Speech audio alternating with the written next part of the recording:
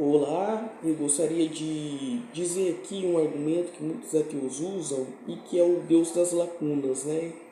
É um argumento assim muito, como que eu posso dizer? Um argumento muito bobo, eu acho bobo, porque primeiramente eles falam que eles usam esse argumento para dizer que a gente usa Deus, né, quando a gente não sabe responder uma coisa, a gente fala que é mistério de Deus. Mas tem coisas que realmente a gente tem que separar o que é mistério de Deus e o que a Bíblia já falou. Por exemplo, o arco-íris. O arco-íris, né, na ciência, certo? É lá, é o que realmente é o arco-íris. Mas não fala o que ele representa, fala o que o arco-íris ele é partícula de água, é isso. Mas agora a Bíblia dá uma explicação espiritual, certo? Porque o arco-íris ele é uma aliança simbólica, né? Uma relação simbólica entre Deus e Noé, onde Deus prometeu que não vai destruir mais o mundo com água. Ou seja, por que existe o arco-íris, por exemplo? Tá aí a resposta, certo?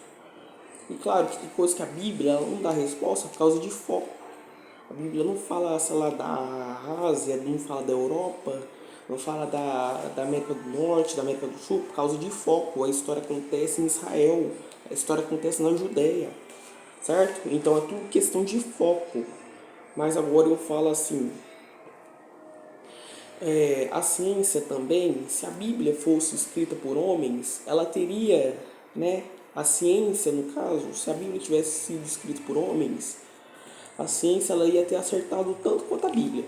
E não acertou. A gente sabe disso porque a Bíblia é o livro mais confiável que tem a Bíblia, certo? E se fosse ao contrário, se a Bíblia tivesse realmente escrito, né, por homens, com inspiração de homens, né, com a inspiração da carne, porque a Bíblia sim foi escrita, mas foi por inspiração do Espírito Santo, né? E se não fosse por algo divino, a Bíblia não teria, né? Porque no ano 90 depois de Cristo, no Concílio de Jâmia, a Bíblia, né, o Taná, né, foi trancado, porque é um livro sagrado, né? Agora pensa assim comigo, ó, raciocínio aqui, ateu. Por acaso, se você tem alguma coisa que você considera sagrado, você não vai trancar sete chaves? Você não vai trancar?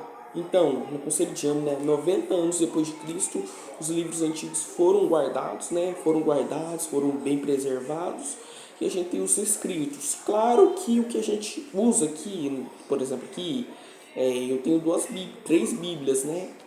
Só que isso são traduções da Bíblia para o português, que o João Ferreira de Almeida trouxe aqui. Porque eu não sei ler hebraico nem grego, não sei ler hebraico nem grego, mas eu sei ler português, né? Eu estudei isso, sei ler português. Me desculpe se eu estiver sendo meio ignorante aqui, mas é que é um argumento que eu não considero sendo um argumento útil, esse argumento de Deus das lacunas, porque a ciência, se ela não tem uma resposta, né, ela fala assim, vamos estudar, vamos pesquisar, e se de repente acontecer alguma coisa, alguém descobrir por nós, a gente fala que foi nós que fez, certo? Mas agora o cristianismo, né, a Bíblia no caso, ela não tem falha nenhuma, certo? Você pegar no hebraico, se você quer ler a Bíblia mesmo, sem ser em tradução do João Ferreira de Almeida, aprende a ler hebraico e grego, porque se você não aprende a ler hebraico nem grego, não tem como você vir aqui e falar assim, que a Bíblia tem falha. Não. Falha tem a sua interpretação, a sua falta de interpretação, a sua falta de ler um texto com atenção. Você pega assim, lê, vira duas páginas, já revira os olhos. Se você tiver preguiça de ler, preguiça de estudar, você vai achar falha mesmo. Você vai achar tudo inconstante. Porque você não estuda, você lê 2 versículos só e só lê o que os outros falam, né? Aqueles que, mexe com o sentimento. Você não faz, né? Você pega as partes da Bíblia, você, em vez de ler a Bíblia por um todo, porque eu leio a Bíblia por um todo, eu não estou falando só de mim não, mas os cristãos de verdade leem a Bíblia por um todo. Pois Isaac Newton, um dos maiores cientistas do mundo, era cristão, escreveu mais da Bíblia do que de ciência. Se você não tem a decência de estudar, certo? Sabe que eu descobri o que é um fatorial? Eu tenho 14 anos. Sabe que eu descobri o que é um fatorial? Porque eu descobri que o universo, né, no nosso sistema solar, isso que eu estou dando mais um bate-papo mesmo. No nosso sistema solar tem 8 planetas, certo? Os 4 primeiros são rochosos e os 4 últimos são gasosos, né? Os 4 primeiros rochosos, né? Vênus, Marte, Terra.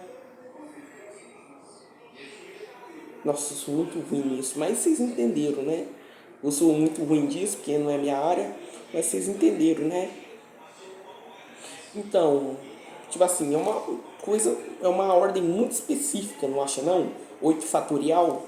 Agora você pega 8 fatorial, 8 vezes 8, 8 vezes 7, 8 vezes 6, 8 vezes 5, 8 vezes 4, 8 vezes 3, 8 vezes 2, 8 vezes 1. Vai dar mais de 40 mil. Ou seja, a chance desses planetas estarem nessa posição perfeita é de mais de 40 mil. Isso porque eu tô aproximando, né? Eu tô. É porque é mais de 40 mil, então eu tô deixando só 40 mil aqui. É mais de 40 mil elevado a 1, né? Ou 1 elevado a. Vocês entenderam, né? A chance é muito pequena, é em 1 em 40 mil, certo? E se vocês acham que realmente isso é aleatório, cara, não tem como ser aleatório, cara. Né? Eu ainda tô tentando me expressar melhor, mas como que isso pode ser aleatório, né, mano? Por exemplo, assim, a Bíblia, ela já dá explicação de um monte de coisa, certo? Você não precisa ficar, ai, mas eu não achei explicação nesse versículo. Cara, é questão de foco. É questão de foco. Você pegar lá na Bíblia, como vê esse pecado, você não vai achar explicação, não? Você não vai achar, você não procura, você não vai achar a explicação do pecado? Como que você vem citar o pecado, como você faz isso? Você não acha explicação? Ou você só quer explicação para coisa espiritual, assim, metafísica, né? Você só quer explicação disso? Que explicação você quer que eu dê para você? Por acaso eu sou metafísico? Eu sou metafísico, certo? A gente tem que entender que somos sim seres espirituais, somos, mas a gente tem um corpo humano, certo?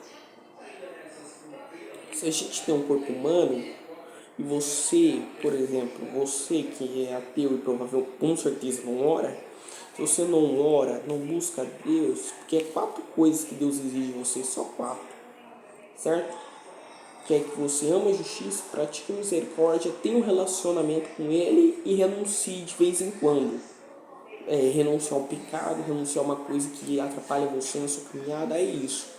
Mas agora, se você ficar com essas frescurinhas, você não vai fazer nada não. Você não ora, como que você quer ver milagres, você quer ver anjos, você quer ver sinais? Eu vou dar uma resposta que Jesus deu. Vê o sinal de Jonas, a pregação que é o sinal. Então é isso, né? É só isso que eu queria falar.